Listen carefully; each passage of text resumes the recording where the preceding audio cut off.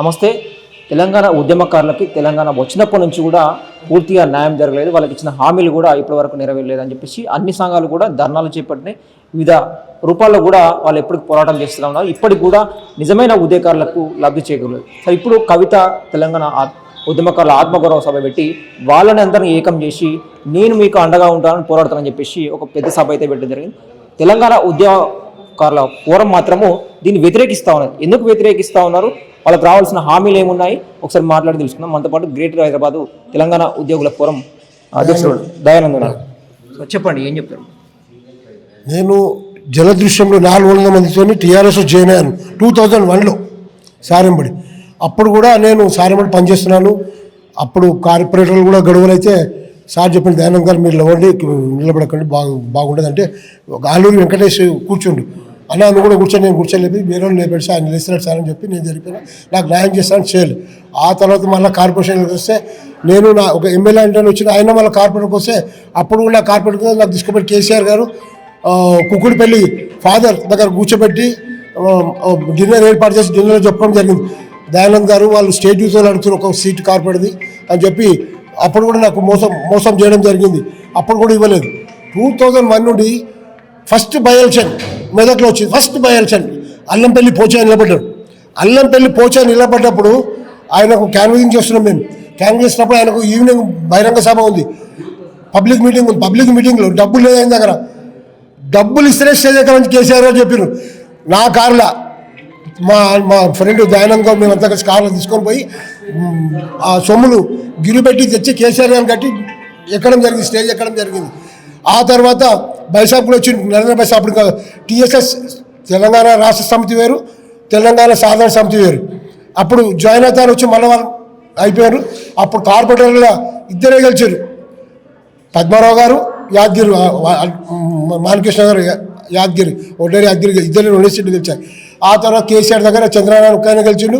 టీఎస్ఎస్కి వెళ్ళి దుకాణే బంద్ చేసుకుని ఇద్దరు. ఏడాది దాకా పార్టీ పేర్లే లేవు. మళ్ళీ ఏడాది తర్వాత పేరు తీసి మాది ఇక బైసాగిన కలిసి ర్యాలీ పెట్టి వెళ్ళి 800 అందులో 2 కార్లు ఉన్నాయి. ఫలక్నామా ప్యాలెస్కి వెళ్ళి ఢిల్లీ దాకా పోయినాం 3 రోజులు. అన్నీ తిరిగి ఆఫీస్ ఓపెన్ చేసాం. ఆ తర్వాత వచ్చినాం, ఎన్నో కష్టాలు పడ్డాం. వీళ్ళు ఉద్యమం చేసినప్పుడు ఎవరు కేటీఆర్ లేడు, కవిత లేదు. అప్పుడు వాళ్ళు చదువుతున్నారు. ఇంకా మంకమ్మ తోటల బై ఎలక్షన్ కేసీఆర్ గారు రాజీనామా చేసి మళ్ళీ బై ఎలక్షన్ వచ్చినప్పుడు మంకమ్మ తోటల బై ఎలక్షన్లో అప్పుడు హరీష్ రావు పక్కన వచ్చి కేటీఆర్ అప్పుడు నాకు పరిచయం. అక్కడ ఫస్ట్ ఆయన వచ్చి మీటింగ్ వింటున్నాడు. ఆయన ఏమో చెప్తున్నారు, కేసీఆర్ గారు మా కొడుకు అమెరికాలో ఉన్నాడు, ఆయన కాదు పక్కనే ఈయన ఉన్నాడు. వినోద్ అన్న, నేను, హరీష్ రావు ముగ్గురం కూర్చున్నాం. సార్ సభ ఇస్తున్నాం, మొత్తం ముస్లిం సోదరులు అంతా కూర్చున్నారు అక్కడ. అప్పుడు జాయిన్ అయ్యి ఆ తర్వాత వచ్చి వీరంతా వచ్చి కోట్లు గడాచుకున్నాం. మేము మా బతుకులంతా ఆగమైపోయింది. సికింద్రాబాద్ కాన్స్టిట్యున్సీలో senior most leader Dayanand Gangaputra అన్ని జెండాలు పెట్టుకొని నేనే పెట్టాను. ఇప్పటిదాకా పార్టీలో ఎలాంటి లబ్ధి పొందలే. నా జీవితం, నా పిల్లల జీవితాలు ఆగమైపోయినాయి. నేను ఈ రోజు కూడా ఇంకా ఉద్యమం చేశాను. వాళ్ళ వెంబడి ఉండి ఇప్పుడు కూడా టీఆర్ఎస్లో ఉన్నా నేను. అయినా చెప్పుకుంటున్నాను, ఎందుకంటే నాకు బాధ, మనసులో బాధ, చాలా బాధ. ఫస్ట్ బస్ బర్నింగ్ చేసాం 2003లో జాముస్మనే బస్ రైల్వే స్టేషన్ దగ్గర. బస్ బర్నింగ్ చేసిన తర్వాత అందులో విద్యార్థులు విఠల్, మన తర్వాత బీసీ ఎస్సీ చైర్మన్ ఆయన ఉండే పినమర్తి రవి, వీళ్ళు ఒక 8 మంది స్టూడెంట్, మేము ఒక 7 మంది మేము అరెస్ట్ అయితే కేసీఆర్ గారు పట్టించుకోవడం లేదు వాళ్ళని. నేను ఇక్కడ విద్యాభారతి రామకోట్ల మీటింగ్ అవుతుంటే అడ్వకేట్ల మీటింగ్ పోయి కేసీఆర్ గారిని పట్టుకొని మళ్ళీ గట్టిగా మాట్లాడితే ఆయన చెప్తే అప్పుడే ఫోన్ కారు ఆపి ఫోన్ చేపిస్తే సుదర్శన్ గారు ఫోన్ చేసిండు. ఫోన్ చేస్తే ఆయన ఏం చేశాడు, ఆయన కూడా చేసి అరెస్ట్ అయిన వాళ్ళు విద్యార్థులు వెళ్ళిపోయాలని చెప్తే అప్పుడు నీలకంఠం అడ్వకేట్ ఫోన్ కలిపి నాకు, నేను పోయి సికింద్రాబాద్కి బెయిల్ పేపర్ తీసుకొని పోయి చెంచల్ కూడా జైలుకి వెళ్ళి వాళ్ళని రిలీజ్ చేసి మొత్తం క్యాంపస్ ర్యాలీ తిప్పింది ఫస్ట్ నేను. ఆడికెళ్ళి ఉద్యమం ఇడిపించిన తర్వాత ఉద్యోగం స్టూడెంట్స్ ప్రతి పోవడం, బస్సులు పార్కింగ్, రైలు రోకలు, బస్సు ఇవన్నీ చేసాం. ఎన్నో కేసులు నా మీద. ఇంకా నేను బస్ యాత్రలు చేసిన ఫస్ట్ క్యాంపింగ్ అప్పుడు కూడా నన్ను నల్లకొండ కేసులో అరెస్ట్ చేశారు. నా రథాన్ని నన్ను అరెస్ట్ చేస్తే మళ్ళీ బెయిల్ తీసుకొని తిరగడం జరిగింది. చాలా కష్టపడ్డాం. అప్పుడు వీళ్ళు వచ్చిన తర్వాత ఎన్నో కోట్లు సంపాదించుకోరు. తండ్రిని పక్కన పెట్టిరు, కొడుకు బిడ్డ నడిపించిన రోజు రాజ్యం. కేసీఆర్ పోతే మర్యాద ఇస్తాడు, మాట్లాడతారు. వీళ్ళు అది కూడా లేదు వీళ్ళిద్దరు ఇప్పుడు మాట్లాడుతున్నారు ముసలి కానీ. ఇప్పుడు పార్టీ కూడా మొన్న ఓడిపోయిన కారణం వీళ్ళిద్దరే, కేటీఆర్ కవిత. సార్ మంచోడు, కేసీఆర్ గారు మంచిగా వీళ్ళు పక్కన పెడితే మళ్ళీ పార్టీ గెలుస్తుంది 100%. ఓకే. అందరు చూశారు ఆయన ఏదో చేసేవాడు, అట్లా మోసాలు చేశారు. ఇప్పుడు మళ్ళీ ఆమె వచ్చి కొత్తగా మోసం చేసి అంటే కాదు, ఆమె జాగృతి పెట్టింది. ఈడ ఆఫీస్ దోమలగూడ ఉండే ఆఫీస్ ఎత్తి పడేసింది ఎంపీ కాగానే. మళ్ళీ అక్కడ ఎంపీ ఓడిపోగానే మళ్ళీ ఎమ్మెల్సీ తీసుకుంది డాడీ దగ్గరికి. మళ్ళీ వాళ్ళ కుటుంబ కళ లేదు, ఆ లిక్కిర్ కేసు వచ్చింది.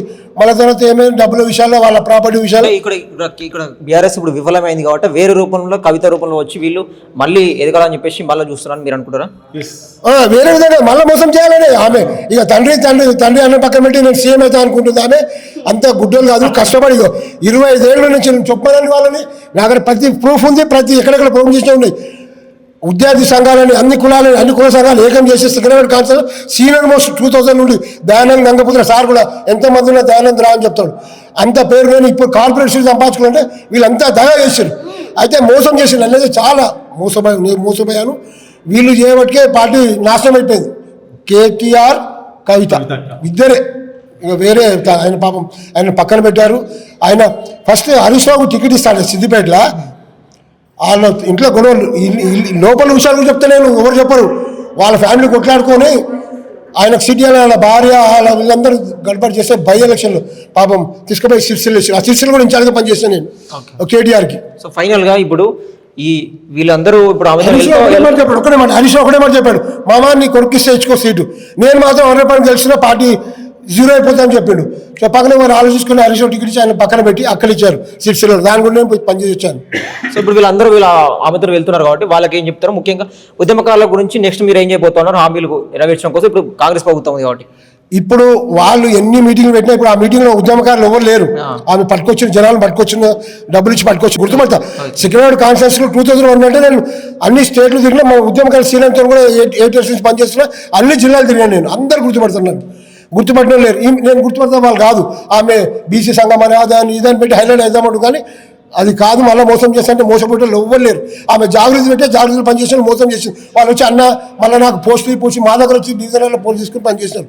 జాగృతి ఎత్తేసిన తర్వాత ఆమె ఇవాళ మీటింగ్ పెట్టింది. మేము కూడా ఇక్కడ మీటింగ్ పెట్టింది, జాయినింగ్ ఉందని పెట్టినాం. ఆమె మీటింగ్ అని మాకు తెలియదు, ఇవాళ తెలుసు అనుకో, కానీ ఆమె మీటింగ్ ఆమెకు మాకు సంబంధం లేదు. మేము జాయినింగ్ ఉండి ఇవాళ మహిళలు జాయినింగ్ చేసి మాట్లాడుతున్నాం. మేము ఉద్యమకారులం. మాది 8 years నుంచి మాది ఉద్యమకారుల ఫోరం పనిచేస్తుంది. వీళ్ళు ఇప్పుడు నిన్నమూల సంఘాలు మేము ఎదుగుదల మేనిఫెస్టోలో పెట్టించాం, మేమే ఉద్యమకారుల ఫోరమే. అది దాన్ని చూసుకొని వీళ్ళు ఏం చేస్తున్నారంటే వీళ్ళు వేరే చిన్న నాయకులు వచ్చి వాళ్ళు కొన్ని సంఘాలు పెట్టుకున్నారు. ఒక 5-6 సంఘాలు 2-3 ఉన్నాయి, కానీ అందులో నంబర్ 1 సంఘం మాదే ఉద్యమకారుల ఫోరమే. అన్ని జిల్లాలో మాదే నంబర్ 1 సంఘం. మేము హార్డ్ వర్క్ చేస్తున్నాము, గవర్నమెంట్ ఒప్పించినాము, మేనిఫెస్టో పెట్టించినాము.